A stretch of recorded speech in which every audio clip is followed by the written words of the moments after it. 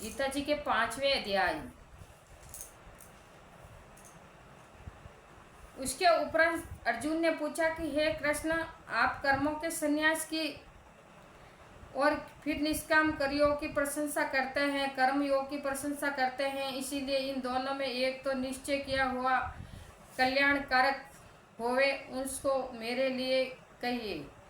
इसी प्रकार अर्जुन के पूछने पर श्री कृष्ण भगवान बोले कि हे अर्जुन, कर्मों का संन्यास अर्थात मन, इंद्रियों और शरीर द्वारा होने वाले संपूर्ण कर्मों में कर्तापन का त्याग और निष्काम कर्म योग अर्थात समत्व बुद्धि से भगवत अर्थ कर्मों का करना, ये दोनों ही परम कल्याण के करने वाले हैं। परंतु उन दोनों में भी कर्मों के संन्यास से निष्काम कर्म योग साधन में सुगम होने से श्रेष्ठ है। इसीलिए हे अर्जुन, जो पुरुष न किसी से द्वेष करता है और न किसी की आशंका करता है, वह निष्काम कर्मयोगी सदा सन्यासी ही समझने योग्य है, क्योंकि राग द्वेष आदि दूतों से रहित वह पुरुष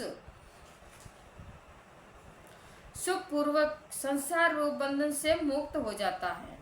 हे अर्जुन, ऊपर कहे हुए संन्यास और निष्काम कर्मयोग को मूर्ख लोग अलग अलग फल वाले कहते हैं, न कि पंडित जन, क्योंकि उनमें से एक में भी अच्छी प्रकार स्थित हुआ पुरुष दोनों के फल रूप परमात्मा को प्राप्त होता है।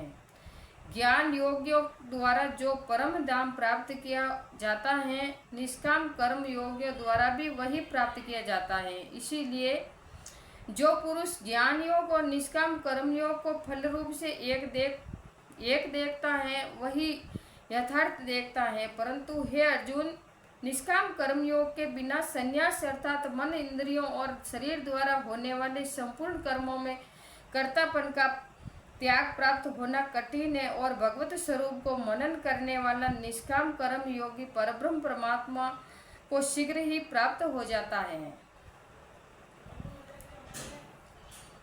वश में किया हुआ शरीर जिसके ऐसा जितेंद्रिय और विशुद्ध अंतकरण वाला एवं संपूर्ण प्राणियों को आत्म रूप परमात्मा में एक ही भाव हुआ निष्काम कर्म योगी कर्म करता हुआ भी अब लिपायमान नहीं होता है। हे अर्जुन, तत्व को जानने वाला सांख्य योगी तो देखता हुआ, सुनता हुआ, स्पर्श करता हुआ, सूंघता हुआ, भोजन करता हुआ, गमन करता हुआ, सोता हुआ, श्वास लेता हुआ, बोलता हुआ, त्यागता हुआ, ग्रहण करता हुआ तथा आंखों को खोलता हुआ और मीचता हुआ भी सब इंद्रियां अपने अपने अर्थों में बरत रही हैं। इसी प्रकार समझता हुआ निसंदेह ऐसे माने कि मैं कुछ भी नहीं करता हूँ।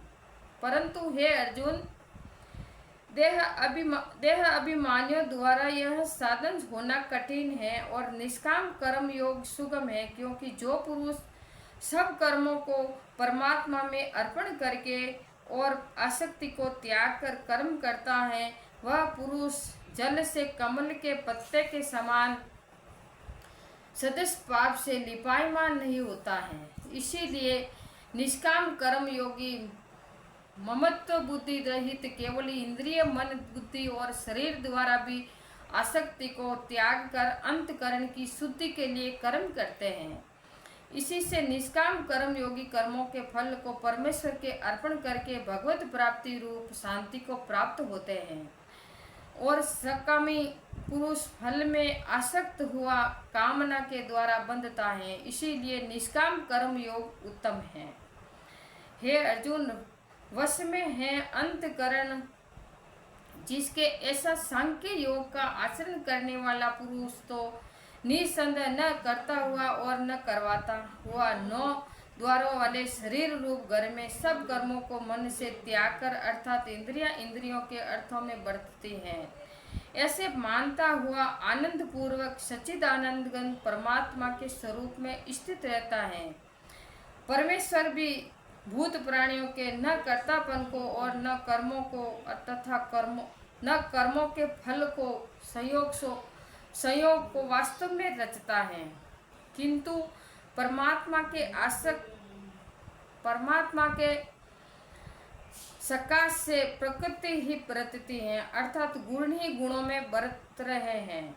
सर्वव्यापी परमात्मा न किसी के पाप कर्म को और न किसी के शुभ कर्म को भी ग्रहण करता है, किंतु माया के द्वारा ज्ञान ढका हुआ इसी से सब जीव मोहित हो रहे हैं। परंतु जिनका वह अंतकरण का अज्ञान आत्मज्ञान द्वारा नाश हो गया है, उनका वह ज्ञान सूर्य के सदस्य उस सच्चिदानंद घन परमात्मा को प्रकाशता है, अर्थात परमात्मा के स्वरूप को साक्षात्कार करता है।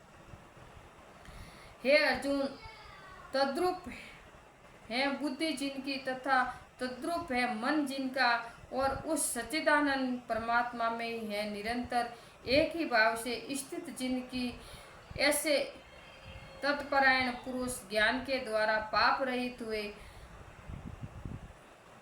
अपुनरावर्ती को अर्थात परम गति को प्राप्त होते हैं। ऐसे वे ज्ञानी जन विद्या और विनय युक्त ब्राह्मण में तथा गौ, हाथी, कुत्ते और चांडाल में भी समभाव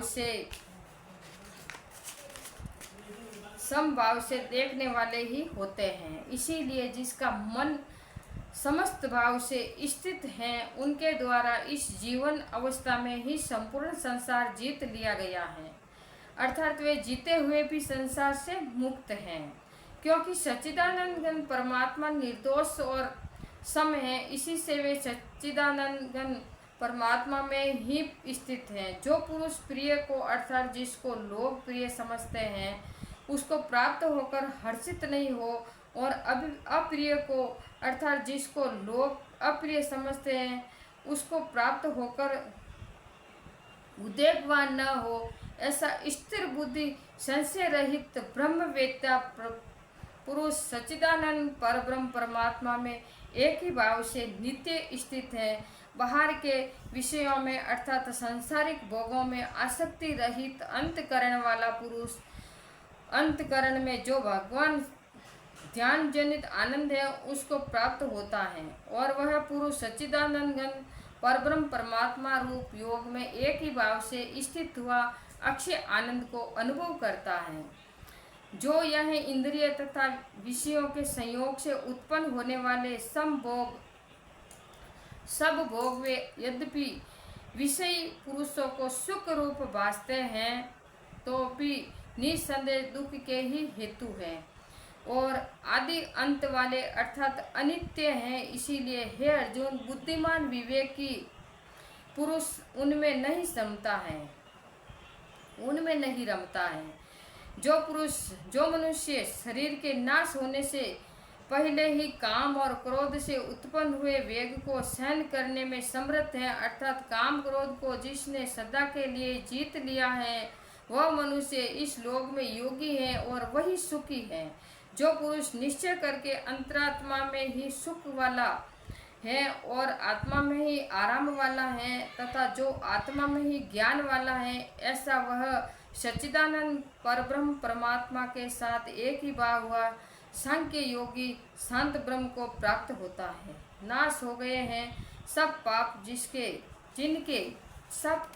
जिनके तथा ज्ञान करके निवृत्त हो गया है संशय जिनका और संपूर्ण भूत प्राणियों के हित में है, रति जिनकी एकाग्र हुआ है भगवान के ध्यान में चित्त जिनका, ऐसे ब्रह्मवेत्ता पुरुष शांत परब्रह्म को प्राप्त होते हैं। काम और क्रोध से रहित जीते हुए चित्त वाले परब्रह्म परमात्मा का साक्षात्कार किए हुए ज्ञानी पुरुषों के लिए सब ओर से शांत परब्रह्म परमात्मा ही प्राप्त है। हे अर्जुन, बाहर के विषय भोगों को न चिंतन करता हुआ बाहर ही त्याग कर और नेत्रों की दृष्टि को भुकुटी के बीच में स्थित करके तथा नासिका में विचरने वाले प्राण और अपान वायु को सम करके जीती हुई है इंद्रियां, मन और बुद्धि जिनकी ऐसा है, मन और बुद्धि जिसकी ऐसा है, जो मोक्ष परायण मुनि इच्छा भय और क्रोध से रहित है, वह सदा मुक्त ही है। और हे अर्जुन, मेरा भक्त मेरे को यज्ञ और तपो द्वारा भोगने वाला और संपूर्ण लोगों के ईश्वरों का भी ईश्वर तथा संपूर्ण भूत प्राणियों का सुहृद अर्थात स्वार्थ रहित प्रेमी ऐसा तत्व से जानकर शांति को प्राप्त होता है और सच्चिदानंद परिपूर्ण शांत ब्रह्म के सिवा उसकी दृष्टि में और कुछ भी नहीं रहता है, केवल वासुदेव ही वासुदेव रह जाता है। इसीलिए हे अर्जुन, जो मेरा भक्त है वो मेरे में ही स्थित रहता है। तो ये गीता जी के 5वें अध्याय पूर्ण हो रहा है। आप ध्यान पूर्वक सुनिए, आपने घर में भी सुनिए और अपने घर में भी गीता जी के पाठ का लाभ लीजिए। इसीलिए आपको 5वां अध्याय गीता जी को सुनाया है और आप अपने घर में भी गीता जी के पाठ सुनिए। श्री राम।